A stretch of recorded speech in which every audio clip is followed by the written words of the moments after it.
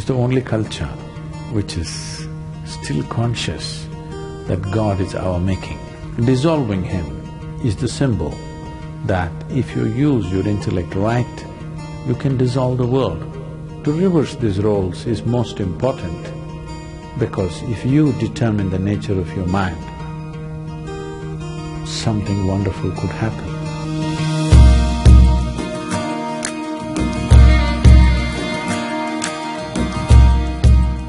There is a festival in the months of August and September in India. It's called Ganesh Chaturthi. It is a god with an elephant face. It was not supposed to be an elephant, it was supposed to be a ghana. Somewhere one artist made a mistake and it became an elephant. It's called Ganapati, that means the chief of ghanas. So, they will make an image of Ganesh with clay, unburnt, and then they will paint him up nicely. Some people do without paint, some people do with paint. And then they will worship him and huge festival, music festivals happening around him, big events. Some people build huge ones, 108 feet tall, big ones. But after that period is over, usually 1 week, 15 days, in different places, different times, then they will go and drown it in the lake or in the ocean, so that God dissolves. Create a god, create a frenzy around him, make him your entire life. For those 15 days or 1 month, there's nothing else but Ganesh. We eat what he eats, we only like what he likes, everything is about him, but then one day we'll dissolve him. Once he's dissolved, he's done. It's the only culture which is still conscious that God is our making. So, he is the symbol of intellectual activity because he wrote great scriptures and the sage who dictated the scriptures to him, the challenge for him from Ganesh was, he should not pause in the dictation. He must continuously speak and he will continuously write. He said, if you pause, I won't write further.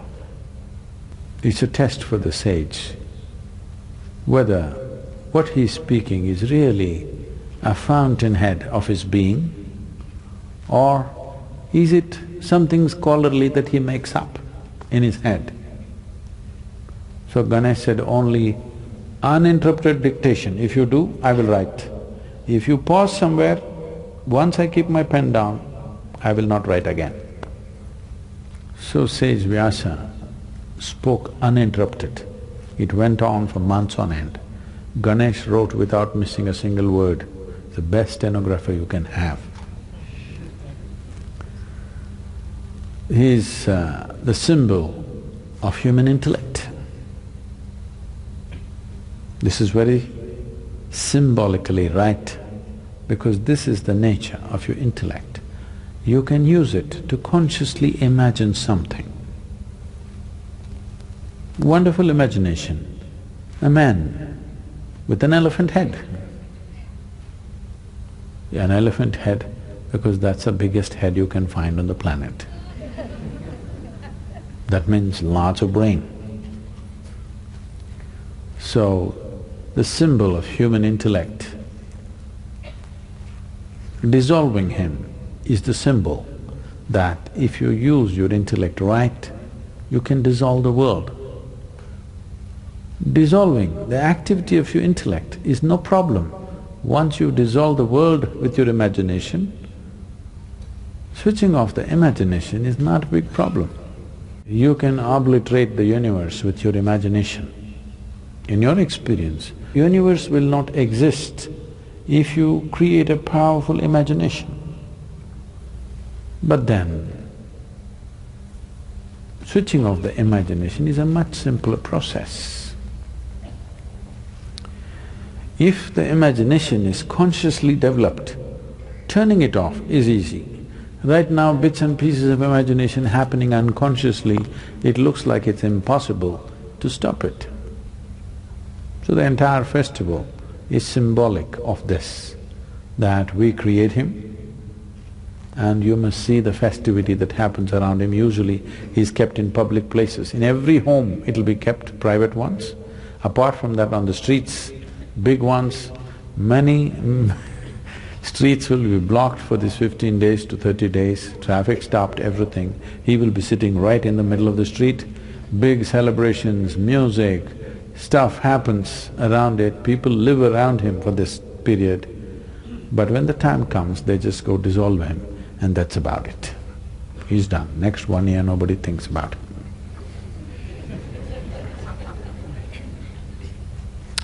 If you could do this full-fledged with your imagination and your intellect, oh, this mind or this activity that we call as mind, I want you to get this clearly. Your mind is not an absolute thing. It is only a certain type of activity. No activity, no mind. Yes or no? Suppose you have no thought at all right now. Do you have a mind? Oh, I have a mind, I don't have a mind. Yes, you have, because that's a thought. If there is no thought, there is no such thing as mind, because it's a certain activity. Consciousness is capable of being here without the assistance of activity. Activity does not make consciousness. Consciousness makes activity. I mow the hand. The hand does not mow me. It's me who mows the hand. Similarly, it's me who moves the mind. It's not the other way round, but it's become the other way round. The nature of your mind has become you, isn't it? All the freaky stuff that your mind does has become your quality, isn't it? Now, to reverse these roles is most important, because if you determine the nature of your mind, something wonderful could happen. If your mind determines the nature of who you are, it is an accident. Is it a terrible accident or not? That situations decide, but it's an accident.